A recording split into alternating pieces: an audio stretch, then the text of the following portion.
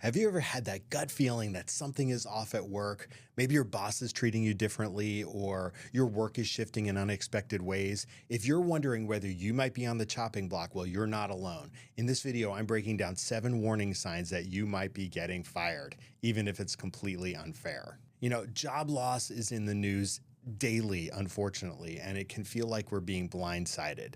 But the truth is there are actually warning signs out there. You just have to know what to look for. By recognizing them early, you can take control of the situation. Let's talk about what to watch for and what actions you can take right now to protect yourself. If you find this useful, hit that like and subscribe button. I'd be honored if you did. My name's Rob. I am a recovering, almost 30-year HR professional, and I've had the awesome opportunity to work at some iconic brands throughout my career. And I'm on a mission. I'm on a mission to share what I've learned at those places with you in hopes that you can land that dream job, get that promotion, or just survive corporate America. So let's jump in. We're talking about, again, the 7 warning signs that you might be getting fired. Now, most employees feel like if they're doing their job, they're in the clear. They're going to be safe. Nothing could be further from the truth. One day you're in, the next day you're out. It could be as simple as that. The workplace isn't always fair. Performance isn't always the deciding factor. Sometimes it's office politics, a new manager, toxic leadership, or restructuring. We see it every day that can put you in the crosshairs. So how do you tell if you're at risk before you're blindsided? Let's get into it and stick around for number 6 because that's the biggest warning sign of all. So number 1 is a decrease in your performance review rating or negative feedback. Now, if everything that you've been doing is staying consistent, then suddenly the feedback is different, that's a warning sign. Now, if you've had a slide, that may also justify the negative feedback. But if everything else has stayed consistent and now suddenly you're getting more negative feedback, things are being nitpicked, or you're getting vague feedback like, well, I don't know if you're a culture fit, or again, nitpicking over minor things, and those past successes that you've had are being ignored or downplayed, that may be a warning sign. Now, what can you do in this situation? Well, first of all, you can document everything. And I know it's a pain in the ass. It's a lot of CYA, but I highly recommend it. Keep track of what your accomplishments are, what you've excelled at, what feedback from other leaders are in the organization, all of that stuff, because that will help you have counter programming anytime you get this negative feedback, right? So if your boss gives you some feedback and you're saying, well, hey, this is what I did. What is wrong with that? Really hold his feet to the fire or her feet to the fire about the feedback they're giving you. And again, offer that counter programming. Ask for specific feedback. You know, you might actually have to reset things, especially say you have a new boss. What does success look like in your eyes, right? Again, have that conversation and really get the specifics from them, because that will give you a roadmap of how to perform. And even if the feedback seems unfair, out of left field, don't argue, right? You've got to be the bigger person. You don't want to give more ammunition to this person if they're trying to push you out. So again, stay professional, ask clarifying questions, and then it can help you decipher if this is a performance issue or in fact they're trying to push you out. So let's go to sign number 2. And that's suddenly your work that you've been working on is being assigned to other people and without like reason, right? So I mean, work shifts all the time, right? We get assigned different projects or anything like that. But if it's out of the blue, that might be an indicator that, you know, your job could be in jeopardy. And the other thing I think about this is suddenly it's a clear warning sign if your work is being pushed around is, oh, I forgot to leave. I left you off of that meeting invite. I'm so sorry. That's bullshit. But those are some of the warning signs that if your work is shifting and then there's suddenly just the communication channel is cut off, that's a huge red flag. So again, what can you do? Ask directly to your boss or to whoever the leader is in this equation.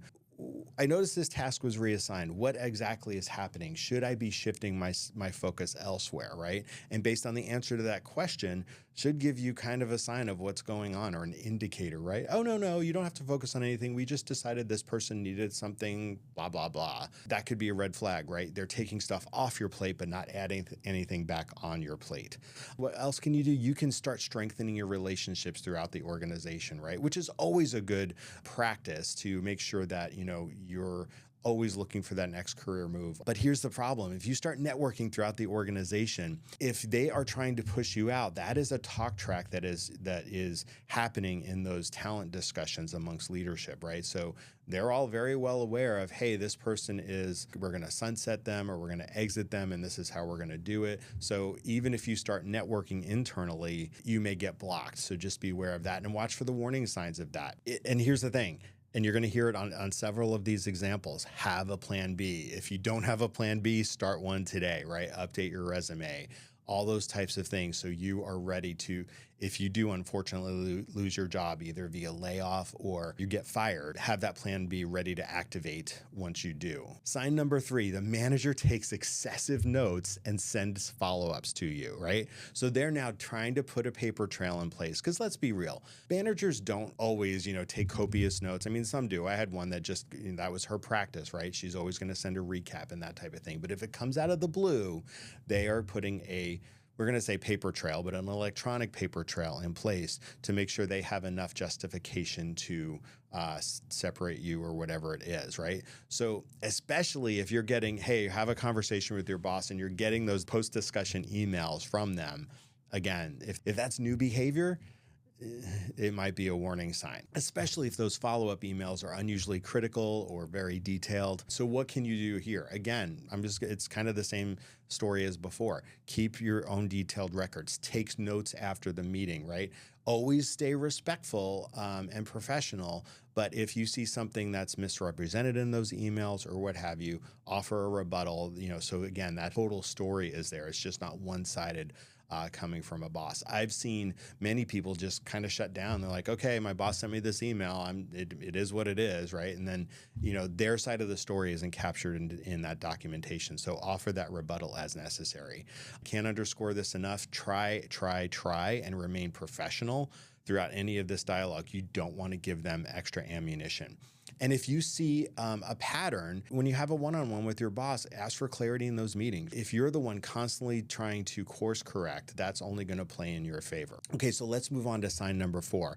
You're being set up to fail. And I've actually had this situation before where you're given impossible deadlines, unrealistic goals. I'm reminded when I worked at Starbucks, I went into the retail organization to lead their HR function for not one, but 2 different regions. So I had the most high-profile region in the whole country here in the Pacific Northwest. But then they also gave me a secondary region, which was based in Colorado, but I had a total of 8 states. Some of my peers only had 1 region. They only had 1 leadership team to work with. I had to spread myself between 2, and quite frankly, I was always pissing somebody off from my client perspective, because if I was not in Seattle, I wasn't paying attention to my client here. And if I was in Colorado, the same scenario, right? So I was always kind of apologizing and trying to make traction with the other and keep everybody happy. And quite frankly, it became a self-fulfilling prophecy where I was always going to fail. And I just felt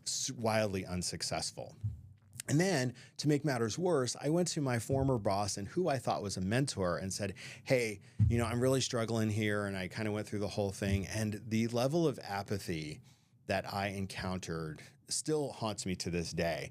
I was just so surprised, because this is somebody I was in their inner circle.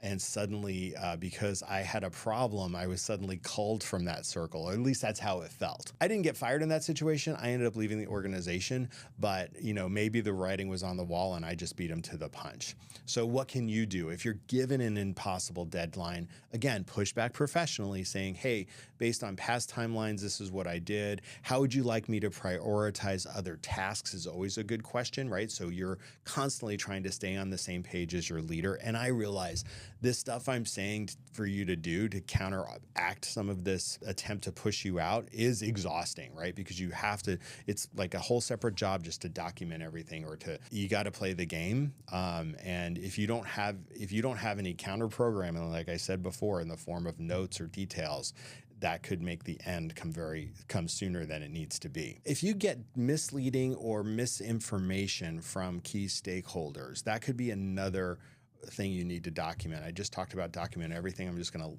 lay this on that pile is sometimes people feed you wrong information, which takes you down another road, and suddenly you're the one with the performance problem when you were just acting on the information you were given. So document those instances as well.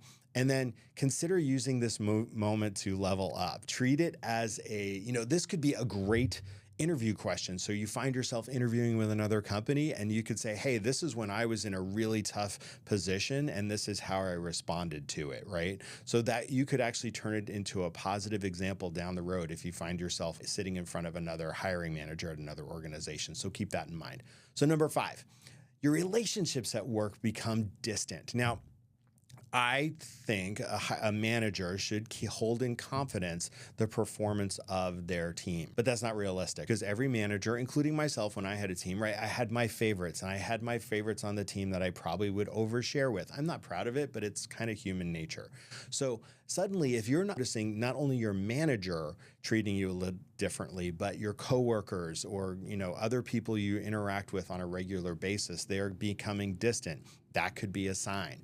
The other sign of category could be, hey, your one-on-one meetings always get canceled, which is super frustrating because it actually hamstrings you from getting that clarity and having that conversation. So if your one-on-ones are constantly canceled, try to put them back on the calendar and say, hey, I really need to talk to you, that type of thing. The other thing that could be a red sign here is when you're out of the loop on major happenings with the organization, right? Your whole team seems to know about, hey, we're going to launch this new product next week, and you are blissfully unaware. You're being cut off from that line of communication. So here's what you can do in this situation. First and foremost, do not panic. And if you are panicked, go to your confidants outside of the workplace and lean on them, but don't let anybody in the organization see you sweat, because it'll make you not show up well, and then it'll become like just, again, a self-fulfilling prophecy. It's a foregone conclusion that you're going to get fired.